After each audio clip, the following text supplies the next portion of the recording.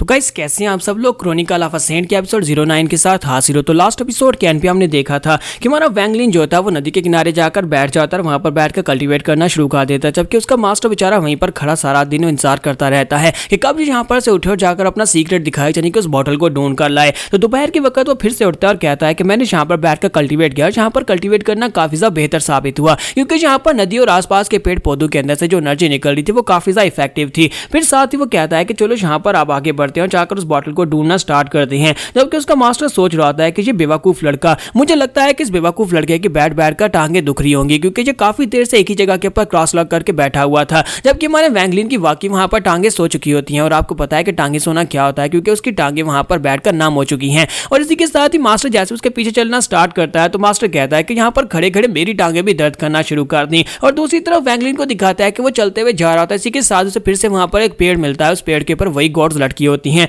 और वहां पर एक गॉड जो होती है वो पकी हुई होती है। तो वो कहता है कि मैं कितना ज्यादा लकी हूं, मुझे यहाँ पर एक गॉड मिल गई, मैं जाकर मास्टर को ये वापस दूंगा। और वो उस गॉड को वहां पर से उखाड़ लेता है और उसे वहां पर से लेने के बाद वापस आ जाता है। और उसका मास्टर जो होता है वो उससे भी पहले वापस पहुंच जाता है, लेकिन उसने वहां पर से काफी सारी गॉड्स खुद उतारी होती है, क्योंकि वो यही देखने के लिए तो उसके पीछे गया था। तो वैंगलिन वापस आने के बाद आता है और कहता है कि मास्टर देखो मैं तुम्हारे लिए बॉटल ले आया हूं। तो मास्टर उस गॉड यानी बॉटल को अपने हाथ में पकड़ता है और उसे कहता है कि ये वैसी बिल्कुल भी नहीं है जैसी मैंने तुमसे कहा था। जबकि वैंगलिन उसे कहता है कि मास्टर ये बिल्कुल वैसी है जैसी मैंने पहले वहां पर से उतारी थी। पहले मुझे यहाँ पर एक पौधे के साथ ही लगी हुई एक बॉटल मिली थी और उसी बॉटल को मैं यहाँ पर दोबारा से उखाड़ कर ले आया, वैसे ही पौधा था, बिल्कुल सेम टू सेम वैसा ही है। तो मास्टर से कहता है कि नहीं, मुझे ये वाली गॉड बिल्कुल भी नहीं चाहिए, मुझे उसी तरह की गॉड चाहिए थी जैसी तुम्हारे पास पहले वाली थी, जिसके अंदर से बहुत सारी की एनर्जी निकल रही थी। तो हमारा वैंगलिन उसे कहता है कि मास्टर यहाँ पर आप किसकी बात कर रहे हैं, कौन सी की एनर्जी निकल रही थी। तो उसका मास्टर वहां पर सोच रहा था कि ये बेवकूफ बच्चा अभी यहाँ पर की कंसंट्रेशन के फर्स्ट लेवल के ऊपर भी नहीं है, इसी वजह से यहाँ पर किसी भी चीज के अंदर से निकलने वाली की पावर को महसूस नहीं कर सकता।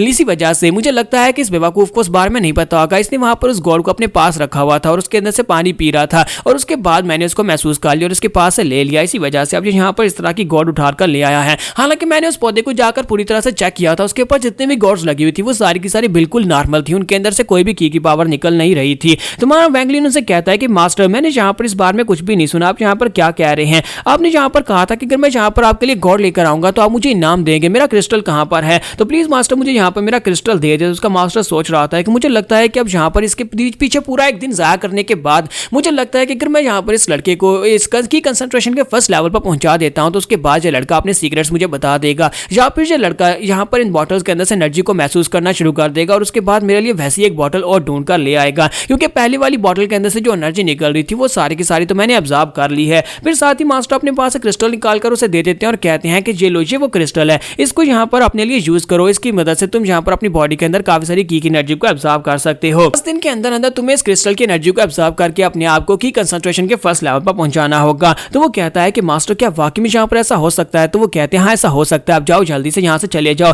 और इसी के साथ ही हमारा वैंगलिन वहां पर से उस क्रिस्टल को लेकर बाहर निकल आता है, जबकि उसका मास्टर सोच रहा था कि मुझे यहाँ पर इस बेवकूफ की बिल्कुल ही परवाह नहीं है, ना ही मुझे यहाँ पर इसकी परवाह, ना ही मैं यहाँ पर इस बच्चे को रेज करना चाहता हूँ, ना ही अपना डिसाइपल बनाना चाहता हूँ, मैं तो सिर्फ और सिर्फ अपने मकसद के लिए से यहाँ पर ये क्रिस्टल भी दे रहा हूँ। अगर ये क्रिस्टल लेने के बाद भी ये मुझसे झूठ बोलेगा और मुझे वहां पर वैसी एक गॉड लेकर नहीं देगा तो इसका मतलब यह है कि ये मुझसे झूठ बोल रहा है और मैं यहाँ पर इस लड़के को पर्सनली अपने हाथों के साथ मार डालूंगा। तो हमारा वैंगलिन जो था अपने रूम के अंदर चला जाता है और उस क्रिस्टल को लेकर जाकर उसकी एनर्जी को ऑब्जर्व करने के लिए, जबकि उसका मास्टर उसके लिए वहां पर एक स्पेशल केमिकल बनाकर लेकर आ रहा था, यानी कि एक स्पेशल काढ़ा बनाकर लेकर आ रहा था। साथ ही सोच रहा था कि ये एक बहुत ही स्पेशल मेथड है, क्रिस्टल की मदद से अपनी बॉडी के अंदर की कंसंट्रेशन के फर्स्ट लेवल पर पहुंचना, ये एक बहुत ही इंपॉसिबल मेथड है। लेकिन जो यूनिक लोग होते हैं, यानी कि कुछ ऐसे लोग होते हैं जिनकी बॉडी के अंदर की पावर पहले से मौजूद होती है, उनकी इननेट पावर्स की वजह से वो लोग इस मेथड को बड़ी आसानी से अपना लेते हैं और वो डायरेक्टली की कंसंट्रेशन के फर्स्ट लेवल के ऊपर ब्रेक थ्रू कर लेते हैं। लेकिन अगर ये लड़का वाकई में स्पेशल है तो फिर ये लड़का बड़ी आसानी के साथ ब्रेक थ्रू कर लेगा। मैं यहाँ पर इसकी पूरी मदद करूंगा, इस काढ़े की मदद से मैं इसकी मदद करने वाला हूँ।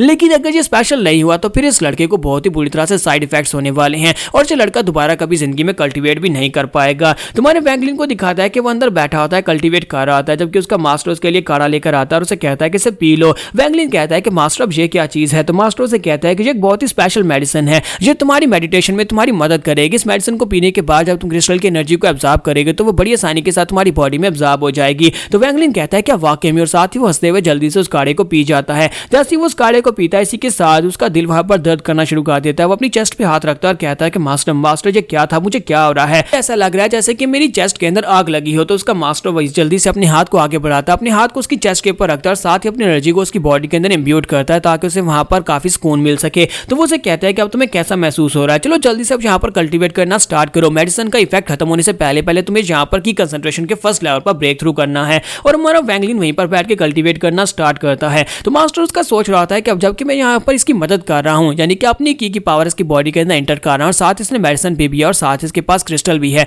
तो ये बड़ी जल्दी से यहाँ पर ब्रेक थ्रू कर लेगा अगर ये वाकई में स्पेशल फिजिक वाला हुआ। तो अगर ये स्पेशल फिजिक वाला है तो उसका मतलब यह है कि इसके पास और भी सीक्रेट्स हो सकते हैं। लेकिन इसी के साथ ही हमारा वैंगलिन जो होता है वहां पर उसकी बॉडी के अंदर की पावर नहीं जा रही होती। मास्टर हैरान होकर उसे कहता है कि लड़के ये क्या हो रहा है, तुम्हारी बॉडी के अंदर की पावर जा क्यों नहीं रही। तो वैंगलिन कहता है कि मास्टर मैं यहाँ पर पूरी कोशिश कर रहा हूँ लेकिन अफसोस कि मैं ये नहीं कर पा रहा, मेरी बॉडी के अंदर की पावर नहीं जा रही। तो मास्टर कहता है कि तुम एक बहुत ही बेकार लड़के हो, मेरे पास और ज्यादा सब्र नहीं है कि मैं यहाँ पर खड़े होकर तुम्हारी कल्टीवेशन में तुम्हारा साथ दूं। और इसका मास्टर जो होता है वो गुस्से के साथ उसे ये बोलने के बाद वहां से वापस मुड़ जाता है और कहता है कि मैं यहाँ से जा रहा हूँ, तुम वाकई में बहुत ही बेकार बच्चे हो, तुम तो यहाँ पर कल्टीवेट भी नहीं कर सकते। और उसके वहां पर चले जाने के बाद हमारा वैंगलिन जो होता है उसके सामने नाटनोटंकी कर रहा होता है, साथ ही ग्राउंड के ऊपर गिर जाता है। तो मास्टर उसे छोड़कर वहां पर से चला जाता है। उसके चले जाने के बाद हमारा वैंगलिन कहता है कि मुझे बहुत ज्यादा मेहनत करना पड़ी, यहाँ पर नकली कल्टीवेशन की एक्टिंग करने में काफी ज्यादा मेहनत लगती है, जिसकी वजह से मुझे यहाँ पर काफी ज्यादा मेहनत करनी पड़ी। इस बेवकूफ को क्या लगता है कि जी यहाँ पर मेरे पास से मेरे राज निकलवा सकता है, इसे क्या लगा था कि मैं यहाँ पर बड़ी आसानी से इसका काढ़ा पीकर इसके सामने ब्रेक थ्रू कर जाऊंगा। मुझे लगता है कि जो बुढ़ा आदमी यहाँ पर मेरे पास से कुछ लेना चाहता है, मुझे लगता है कि उस बॉटल की वजह से ये मेरे पीछे पड़ा है और इसे लगता है कि मेरे पास कोई सीक्रेट है। वैंगलिन कहता है कि मैं यहाँ पर तुम्हारे तरीके के मुताबिक तो यहाँ पर ब्रेक थ्रू बिल्कुल भी नहीं करने वाला, मैं अपनी मर्जी से ब्रेक थ्रू करूंगा। इसी के साथ ही अगले दिन फिर से हमारा वैंगलिन जो होता है अपने मास्टर के पास आता है, उसे कहता है कि मास्टर क्या मुझे वो फिर से मेडिसिन मिल सकती है, मैं नदी के पास जाकर बैठकर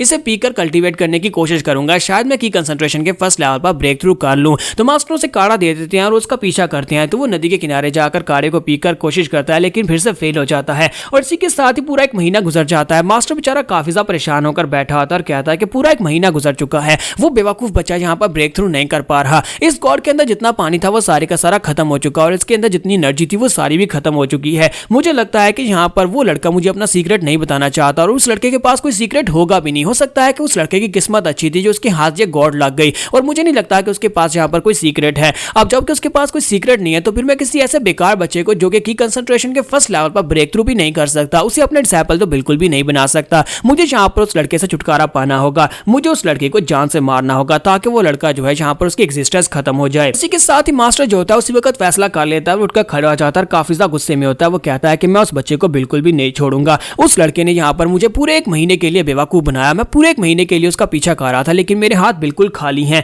और इसी के साथ ही बाहर फिर से बारिश हो रही होती है, बिजली चमक रही होती है और हमारा वैंगलिन जो होता है वो अपने बिस्तर के ऊपर बड़े आराम से लेटा होता है और वहीं पर सोते सोते वो सपना देख रहा होता है कि उसने ब्रेक थ्रू कर लिया और वो काफी ज्यादा खुश हो जाता है और कहता है कि देखो मैंने यहाँ पर ब्रेक थ्रू कर लिया। इसी के साथ उसके सामने उसका मास्टर आकर खड़ा हो जाता है तो वो उसे देखकर बहुत ज्यादा घबरा जाता है। तो वैंगलिन अपनी आंखें खोलता और कहता है कि ये तो सिर्फ एक सपना था, असल में मास्टर वहां पर नहीं था। लेकिन जैसे वो अपनी आंखें खोलकर साइड के ऊपर देखता है उसका मास्टर वहीं पर उसके कमरे में खड़ा होता है तो वो उसे देखकर जल्दी से उठकर बैठ जाता है और कहता है कि मास्टर तुम यहाँ पर क्या कर रहे हो। तो उसका मास्टर जल्दी से अपना हाथ आगे बढ़ाता है, उसको गले से पकड़ता है, उसका गला दबाना शुरू कर देता है और कहता है बेवकूफ बच्चे, मैं यहाँ पर अब तुम्हारी और ज्यादा बेवकूफी को बर्दाश्त नहीं करने वाला, तुम्हें यहाँ पर मरना होगा। और साथ ही उसका गला दबाना शुरू कर देता है। जबकि हमारा वैंगलिन सोच रहा है कि ये तो वाकई में मुझे मारना चाहता है, क्या मैं यहाँ पर इसे बीड के बारे में बता दूं कि मेरे पास जो सीक्रेट चीज है वो एक बीड है जिसके अंदर से वो सारी एनर्जी निकलती है। यहाँ पर हम लोग अपनी एपिसोड 09 का एंड करेंगे। नेक्स्ट एपिसोड में देखेंगे कि आगे हमारा वैंगलिन क्या करेगा, क्या वो इसे बीड के बारे में बता देगा या फिर यहाँ पर मर जाएगा। तो एपिसोड की एक्सप्लेनेशन अच्छी लगी हो तो कमेंट करके जरूर बताइएगा और वीडियो को लाइक करना मत भूलिएगा। Thank you.